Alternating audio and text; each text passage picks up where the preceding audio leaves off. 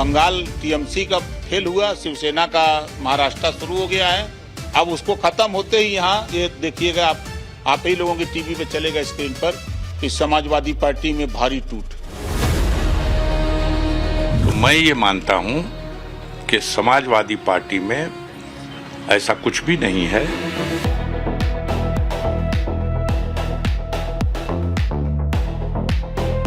गाना और गाना कब तक चलेगा ये अफसाना? कौन जाता थे? ये बेईमान है और बेईमानी उनके खून में है। सांसदों के पाला बदलने से आवाज दब नहीं रही है, ये आवाज तेज ही होगी।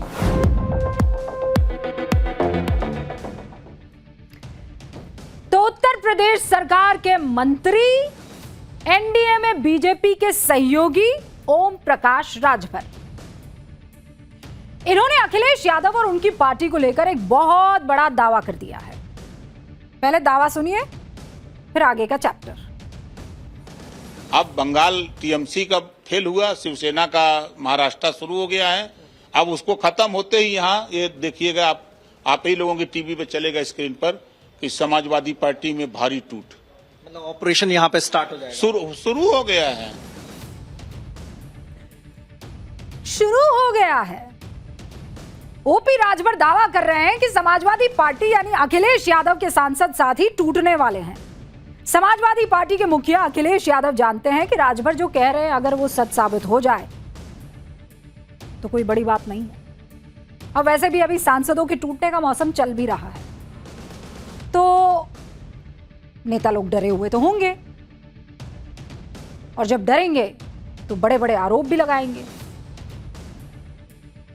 और इसीलिए अब बड़ा सवाल यह खड़ा होता है कि चल क्या रहा है, क्योंकि अखिलेश यादव कह रहे हैं कि अगर बीजेपी से लड़ना है तो मजबूत साथी चाहिए, वो नहीं जो किसी दबाव या लालच में टूट जाए। सुनिए क्या कह रहे हैं। भारतीय जनता पार्टी इसी तरीके से काम करती है और कई दलों को तोड़ चुकी है। उत्तर प्रदेश में अगर आप देखेंगे तो उत्तर प्रदेश में भी समाजवादी पार्टी के कई विधायक, एमएलसी, राज्यसभा उन्होंने तोड़े थे। भारतीय जनता पार्टी जो औरों की पार्टी तोड़ रही है, औरों के सांसद छीन रही है, यूपी में उन्हीं के विधायक तैयारी में हैं पाला बदलने के लिए। जो डर जाएगा वो अपना दल छोड़ के चला जाएगा। अगर बीजेपी से मुकाबला करना है तो बहादुर लोगों की टीम होनी चाहिए। अखिलेश जी की इस बात में तो दम है। बीजेपी से मुकाबला करना है तो फिर बहादुर लोग चाहिए। दम है एकदम, प्रभु जी दम है। लेकिन ये कैसे पता चलेगा कि कौन कमजोर है और कौन मजबूत, कौन बहादुर है और कौन डरपोक? क्योंकि जब ममता बनर्जी ने अभी से सिर्फ 2 साल पहले अपने नेताओं को लोकसभा के लिए टिकट दिया था, तो उन्होंने सोचा था कि पश्चिम बंगाल चुनाव हारते ही उनके साथी उनको आईना दिखाकर भाग जाएंगे छोड़कर। सोचा था उन्होंने। आखिर दीदी ने भी तो यही सोचकर सयानी घोष, काकोली घोष, दस्तीदार, सुदीप बंदोपाध्याय जैसे अपने पुराने नए 20 साथियों को टिकट दिया होगा कि ये मेरे ताकतवर योद्धा है, हमेशा साथ खड़े रहेंगे। पर कभी दीदी ने सोचा था कि ये लोग ऐसे भाग जाएंगे? अफसोस, ऐसा हो ना सका कि वो टिके इनके साथ। अब इसकी क्या गारंटी है कि अखिलेश यादव अपने ताकतवर साथी चुनेंगे और वो साथी बाद में पलटेंगे नहीं? सियासत में इसकी गारंटी कभी ली है किसी ने? बीते कुछ साल में ही अखिलेश जी के ही कई सहयोगी बीजेपी की तरफ जा चुके हैं, और अगर नेताओं की गारंटी ली जाती तो कम से कम उद्धव ठाकरे के सांसद तो नहीं टूटते, क्योंकि एकनाथ शिंदे की बगावत के बाद बड़े भरोसे के साथ अपने 21 नेताओं को टिकट दी और उसमें से 9 जीतकर सांसद बने। अब खबर क्या आ रही है? खबर क्या आ रही है कि 9 में से 6 टूटकर एकनाथ शिंदे के साथ जा रहे हैं। बचे कितने? 9 में से 6 गए तो कितने बचे? जोर से बोल भैया। 3। ओके, तो बचे 3।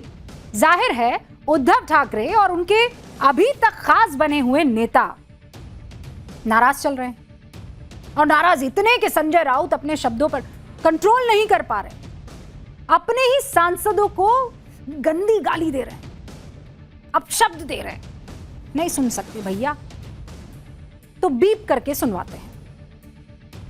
बाळासाहेब ठाकरेंनी आम्हाला मुलासारखं वाढवलं सगळ्यांना.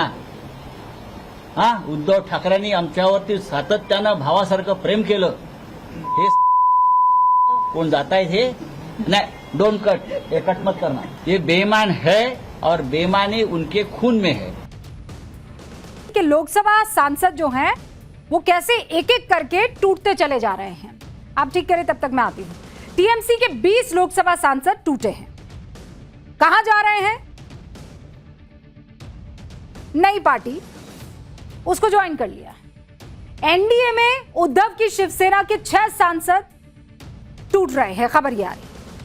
उनके किसी पार्टी में जाने की खबर है, लेकिन कौन सी पार्टी ये नहीं जानते. एनडीए के साथ खड़ी शिंदे की शिवसेना में इस वक्त जो है बगावत मची हुई है. एनडीए क्या है? बीजेपी के नेतृत्व वाला गठबंधन है. मोदी सरकार के समर्थन में ये सब के सब खड़े दिखाई दे रहे हैं. जो सांसद बड़े पैमाने पर विपक्ष को छोड़कर सरकार की तरफ जाना चाहते हैं, उनका तर्क है कि सत्ता पक्ष में रहने से इलाके में कामकाज बेहतर होगा. अगर आप सत्ता में रहेंगे तो विपक्ष में सिर्फ सियासत में वक्त जाया हो रहा है, और इसीलिए अगर हम सत्ता के साथ रहेंगे तो हम जो जनता से हमारी जवाबदेही है उसका रिश्ता और मजबूत कर पाएंगे. पर क्या सिर्फ मामला इतना भर है या कहानी कुछ और है? दरअसल अभी जो मॉनसून सत्र आने वाला है, उससे पहले एक स्पेशल सत्र केंद्र सरकार ने संसद का बुलाया था. उस सत्र में महिला शक्ति विधेयक पेश किया गया. उस विधेयक के पास होने के लिए 2/3 बहुमत चाहिए था, यानी 352 उस वक्त आपको चाहिए था, और तब सरकार के पास सिर्फ 298 सांसद थे. 54 लोकसभा सांसदों की कमी सरकार को उस वक्त पड़ गई. अब ये 2 महीने पुरानी बात है, 2 महीने बीते हैं. आज की तारीख में स्थिति बदलती हुई दिख रही है, और वो कैसे बदल रही है आपको समझा दूं. टीएमसी के 20 सांसद विपक्ष को छोड़कर सत्ता पक्ष की तरफ आ चुके हैं. मतलब 54 में से 20 सत्ता पक्ष में आ गए, कम पड़ गए 34. उद्धव गुट के 6 सांसदों का एनडीए में आने का जो जानकारी और जो खबर है वो इसमें और एडिशन कर रही है. तो अब इनको जोड़ेंगे तो कमी पड़ रही है 28 सांसदों की. डीएमके तब विपक्ष के साथ काले कपड़े पहनकर खड़ी हुई दिखाई दे रही थी. याद है ना आपको? काला पट्टा पहनकर आई थी, काली शर्ट पहनकर आई थी, पूरा काला ड्रेस पहनकर आई थी. आज की तारीख में डीएमके लोकसभा में कांग्रेस के बगल में बैठना तक नहीं चाहती. और डीएमके के कितने सांसद हैं? 22. अगर सरकार किसी विधेयक को अपने पाले में ले आती है तो फिर लोकसभा में 2/3 बहुमत से सरकार सिर्फ 6 सांसद दूर रह जाएगी. और इसीलिए हम कह रहे हैं ये ऑपरेशन मॉनसून सत्र है. यानी अगर महिला आरक्षण विधेयक पर सरकार डीएमके को अपने पाले में ले आती है तो मॉनसून सत्र में ही देश की आधी आबादी को संसद और विधानसभा में 33% आरक्षण का रास्ता साफ होते हुए दिख जाएगा. और इसी वजह से मौजूद सियासी उठापटक को हम ऑपरेशन मॉनसून सत्र कह रहे हैं. इसका इशारा भी ओम प्रकाश राजभर कर चुके हैं. फिर सुनिए. ये जो ऑपरेशन आप बता रहे हैं, ये ऑपरेशन कब से शुरू हो रहा है? मतलब कब तक इसे अंजाम दे दिया जाएगा? सपा टू भाजपा एक्सप्रेस जिस दिन सत्र शुरू होगा विधानसभा का, लोकसभा महाराज बिल आ रहा है ना, महिला बिल आ रहा, पास होगा. अपना ब्लैक बोर्ड काम करने लगा है. चलिए श्री गणेश किया जाए, बिस्मिल्लाह किया जाए.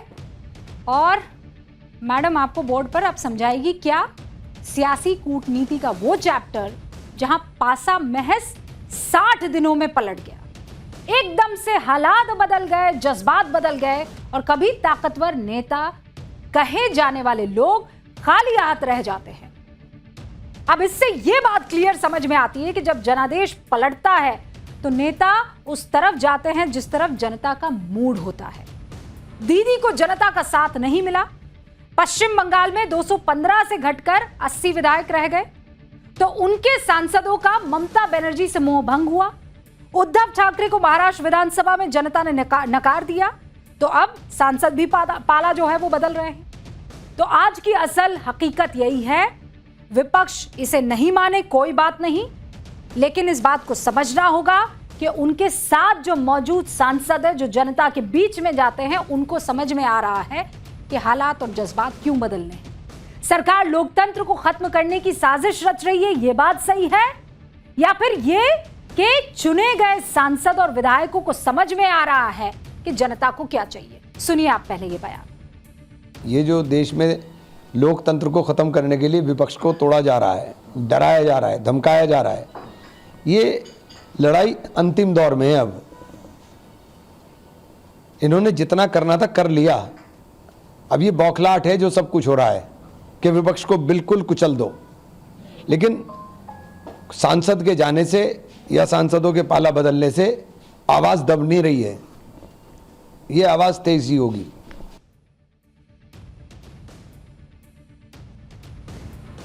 तो भैया इमरान मसूद साहब क्या कह रहे हैं? इमरान मसूद साहब कह रहे हैं कि उन्हें अपनी ही पार्टी की बात इसलिए रखनी पड़ रही है क्योंकि जो सत्ता पक्ष के लोग हैं वो साम दाम दंड सब अपना रहे हैं, संविधान विरोधी इस बात को बता रहे हैं। लेकिन इमरान साहब को शायद इतिहास नहीं पता है। कौन सी क्लास लेनी जरूरी है? हिस्ट्री की, इतिहास, ठीक है ना। इतिहास क्यों, अभी आपको समझाऊंगी मैं। इतिहास क्यों, अभी आप समझिए। 1979 में चौधरी चरण सिंह ने जनता पार्टी को तोड़कर लोकदल बनाया, इंदिरा गांधी की कांग्रेस के समर्थन में प्रधानमंत्री बने। फिर आया 1990, चंद्रशेखर ने वीपी सिंह से बगावत करके समाजवादी पार्टी बनाई और फिर राजीव गांधी की कांग्रेस के समर्थन से प्रधानमंत्री बने। 1993 में कांग्रेस सरकार के खिलाफ अविश्वास प्रस्ताव आया तो विपक्ष में बैठी जनता दल चौधरी अजीत सिंह के नेतृत्व में टूट गई। अजीत सिंह से जनता दल अजीत बनकर कांग्रेस को समर्थन किया। इसके बाद में कांग्रेस में विलय पक्का उनका हो गया। अब यह कांग्रेस ही बता सकती है कि क्या इंदिरा गांधी, राजीव गांधी, नरसिम्हा राव के वक्त भी संविधान को खत्म करने की साजिश रची गई थी, क्योंकि तब पार्टी तोड़ने वालों को कांग्रेस ने समर्थन दिया था, या यह जुमला नया नया इजाद किया गया है। हालांकि 1993 से 2026 आते आते गंगा में बहुत पानी बह गया। वो दौर क्षेत्रीय पार्टियों के उभरने का था। तब जनता कांग्रेस से ऊब कर ऑप्शन तलाश रही थी। कांग्रेस से बोर हो गई थी, जनता को एक नई पार्टी चाहिए। लेकिन अब दौर बदल गया है। कभी अपने राज्यों में ताकतवर रहने वाली स्थानीय पार्टियां आज खुद को एकजुट रखने में नाकाम हो रही है। इसीलिए बीजेपी छोड़िए आप, कांग्रेस अपने सहयोगियों को कह रही है कि जो कांग्रेस से टूटा है वो कांग्रेस में शामिल हो जाए। यानी उस जमाने में जो कांग्रेस से टूटी हुई पार्टियां बनकर क्षेत्रीय पार्टियां बनी, वो वापस विलय कर दे कांग्रेस में। ऐसे में आपके मन में सवाल उठ सकता है, क्या देश में बीजेपी बनाम कांग्रेस की लड़ाई अब आ जाएगी? तो अब ब्लैक बोर्ड का इस्तेमाल करते हैं। तो कौन कौन सी पार्टियां हैं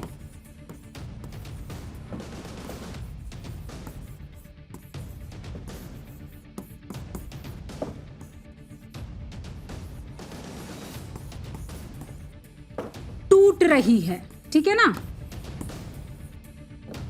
पहली टीएमसी है, ठीक है। फिर है उद्धव बालासाहेब ठाकरे, ठीक है। तीसरी है एनसीपी शरद पवार वाली, ठीक है। फिर उसके बाद आप आ जाइए डीएमके। डीएमके टूटी नहीं है डीएमके, लेकिन क्या हुआ है, नई चुनौती आ गई है। क्या है? विजय वाली चुनौती।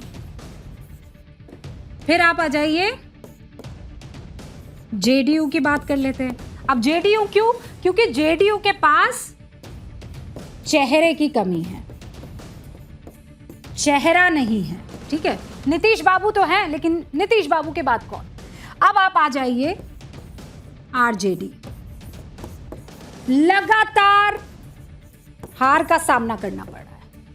ठीक है, लालू वाला करिश्मा अभी तेजस्वी बाबू में दिखाई नहीं दे रहा है।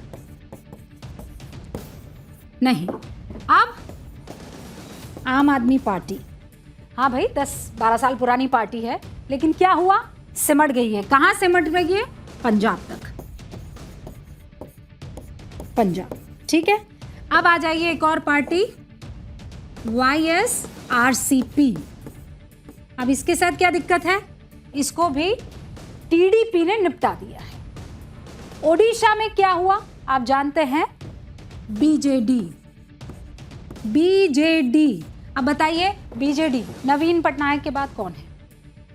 अब आइए आप एक और, AIADMK। जयललिता के बाद एक फूट आती गई, खत्म। अब फिर कौन? फिर आ जाती है लेफ्ट, जिससे अभी मैं लिख रही हूं। किसी राज्य में इसकी सरकार नहीं बची है।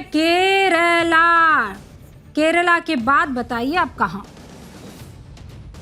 इसीलिए अब कौन कौन सी पार्टी टूट रही है वो आपके सामने पूरी की पूरी तस्वीर है। धन्यवाद ब्लैक बोर्ड बाबू।